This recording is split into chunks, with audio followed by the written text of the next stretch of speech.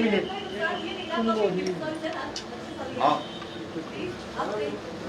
इनको उठा दो, कोई बात नहीं, क्या हाँ जी कुछ बहुत सारी जी। सर आज आपने एक बैठक करी है सर, क्या बैठक और क्या रहा सर बैठक में, किस तरह के आज कोविड के सिलसिले में हमारी मीटिंग थी जिसमें deputy commissioners, SP, CMOs and medical superintendents, principal medical colleges और उसके साथ सभी अधिकारी वहाँ पर उसके साथ जुड़े हुए थे। प्रमुख रूप से आज की बैठक में विषय जो कोविड की सारी सिचुएशन के पश्चात हमने पिछले कल जो कैबिनेट में एक निर्णय लिया, निर्णय में हिमाचल प्रदेश में हमने तय किया कि अब थोड़ी सख्ती और ज़्यादा करने की आवश्यकता है और उस दृष्टि से हिमाचल प्रदेश में कोरोना कर्फ्यू हमने लागू करने का निर्णय किया है। वो कल से लागू हो जाएगा, उसकी इम्प्लीमेंटेशन प्रभावी हो, ठीक प्रकार से सारी चीज़ें वहाँ पर हों, लोगों को असुविधा भी नहीं हो, लेकिन उसके साथ साथ में लोगों को घरों से बाहर आने के लिए किस प्रकार से हम रोक सकते हैं, किस प्रकार से उसमें भूमिका निभा सकते हैं, वो सारी चीज़ के लिए कहा।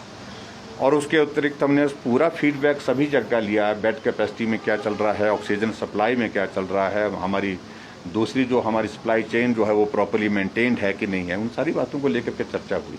फील्ड के जितने भी इश्यूज आते हैं उन सारी चीज़ों पर डिस्कशन हुए। डिस्कशन के पश्चात जो है कुछ निर्णय हुए हैं और उन बातों को लेकर के आगे बढ़ेंगे।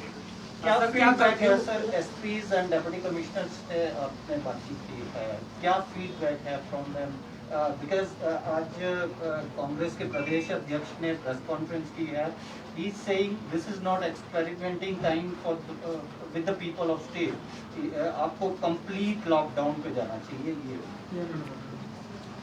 उनकी ही पार्टी के प्रतिनिधि पिछले कल जो ऑल पार्टी मीटिंग की बैठक में उपस्थित थे और वहाँ लंबी चर्चा हुई है।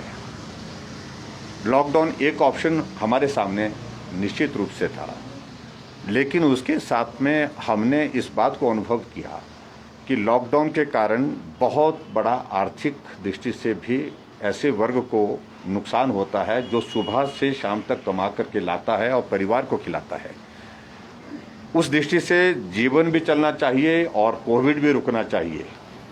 इसके लिए क्या तरीका निकल सकता है, उसका रास्ता निकालने के लिए प्रयत्न किया गया है और मैं समझता हूं कि उनको इस बात को समझना चाहिए एक्सपेरिमेंट वाली कोई बात नहीं है।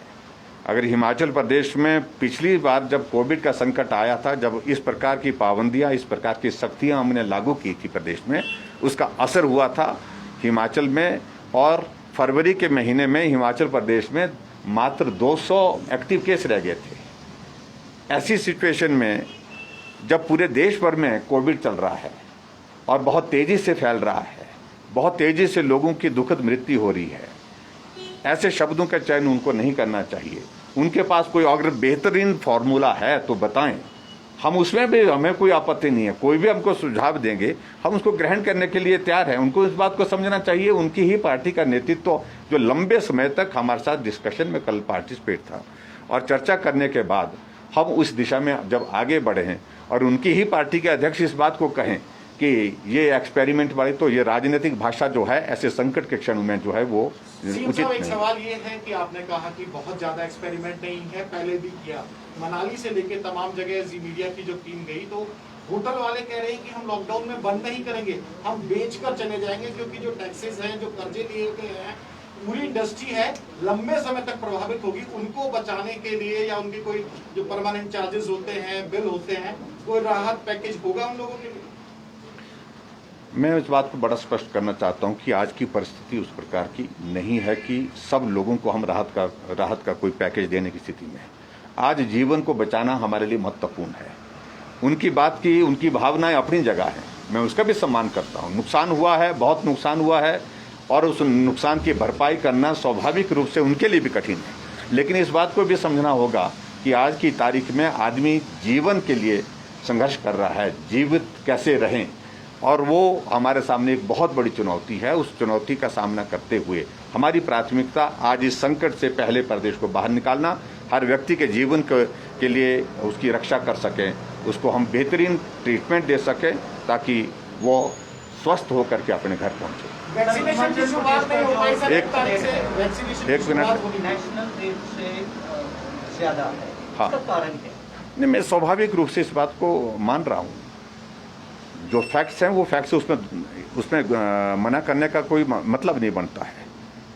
वजह यह है कि संक्रमण होने के बाद लोग देर से हॉस्पिटल पहुंच रहे हैं, एक बहुत बड़ा कारण ये बताया जा रहा है।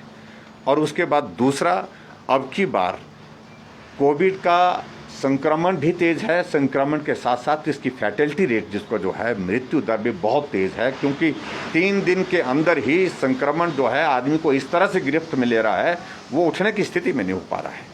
नौजवानों की मृत्यु हो रही है, ये सचमुच में बड़ा चिंता का विषय है। जब तक के लिए हॉस्पिटल में आता है पेशेंट, तब तक के लिए उसकी हालत बहुत ख़राब हो रही है। इसलिए मेरा आप सबके माध्यम से भी सभी ऐसे लोगों के, हिमाचल प्रदेश के लोगों से निवेदन है, संक्रमण की थोड़ी बहुत भी इस तरह की ऐसी लगती है संभावना, तुरंत जो है वो छुपाए नहीं, देर ना करें, तुरंत डॉक्टर के पास जाएं, टेस्ट करवाएं, और टेस्ट करवाने के बाद जो कोविड का ट्रीटमेंट अगर उसमें लेने के लिए डॉक्टर बोलते हैं तो तुरंत उसको लेना चाहिए। सर, वैक्सीनेशन की शुरुआत क्यों नहीं हो पाई? डोज मांगे गए। भाई एक आदमी बोलेंगे तो बोलेंगे ना जी।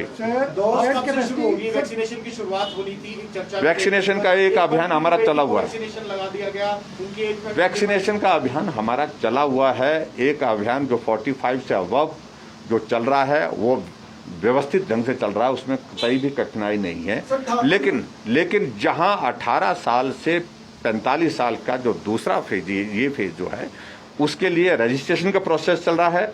और हमने जिस कंपनी से हमको वैक्सीन उपलब्ध होगी उस कंपनी को लिखा है, उस कंपनी ने कहा है कि जल्दी ही उपलब्ध करा देंगे। जैसे हमको उपलब्धता होती है, कितनी होती है, उसके मुताबिक हम इसको शेड्यूल करेंगे, प्लान करेंगे और वैक्सीन के अभियान को आगे बढ़ाएंगे। देखिए, स्पेसिफिक डेट नहीं दी जा सकती इस बारे में। ऑक्सीजन सिलेंडर जो है खाली सिलेंडर सेंटर से मांगे गए थे, क्या वो मिल गए हैं प्रदेश को, या एश्योरेंस जो है केंद्र ने दी है? कब तक? मुझे इस बात को लेकर सिर्फ इतना ही कहना है कि हमने केंद्र के सामने जो विषय रखा है उसके लिए केंद्र ने कहा कि बहुत जल्दी वो मदद करेंगे। सर बेड कैपेसिटी के साथ साथ अब इंसेंटिव भी कुछ, जैसे एमबीबीएस स्टूडेंट उनको इंसेंटिव दे रहे हैं, नर्सेज हैं, पैरामेडिक्स है, वो क्या इंसेंटिव है, किस तरह से दिए जाएंगे? उसकी डिटेल है, उसको हम रिव्यू कर रहे हैं। जो पीछे जो बात आई थी वो जल्दी में कुछ में थोड़ा ऐसा अनुभव कर रहे हैं कि वो बहुत कम है, और उनने भी, बच्चों ने भी उस बात को लेकर के अपनी जाहिर की है बात। और ऐसी स्थिति में हम उसको रिव्यू कर रहे हैं, उसको एक साइजेबल देंगे। जो बच्चे अपने जीवन को जोखिम में डाल करके लोगों की जान बचाने के लिए काम कर रहे हैं, उनके बारे में हम भी चिंतित हैं। निश्चित रूप से उसमें बढ़ोतरी करेंगे। मुख्यमंत्री जल शक्ति मंत्री की बेटी 42 वर्ष की है, उन्होंने वैक्सीन लगाई है, ना उसकी कोई रजिस्ट्रेशन हुई, ना स्वास्थ्य विभाग को इसकी जानकारी है, और इंक्वायरी मांग करने की तैयारी में स्वास्थ्य विभाग है। तो क्या प्रायोरिटी मंत्री अपने घर और परिवार को दे रहे हैं सर? देखिए, अभी ये आपने बात कही है और मुझे इस बात को लेकर के कुछ कहना, क्योंकि हमारी जानकारी में ये विषय नहीं है। निजी बस ऑपरेटर जो हड़ताल में सर, क्या उनको लेकर उनकी बातों को सुना जा रहा है, जो किया जा सकता है वो करने की कोशिश करेंगे, लेकिन संकट है चारों तरफ।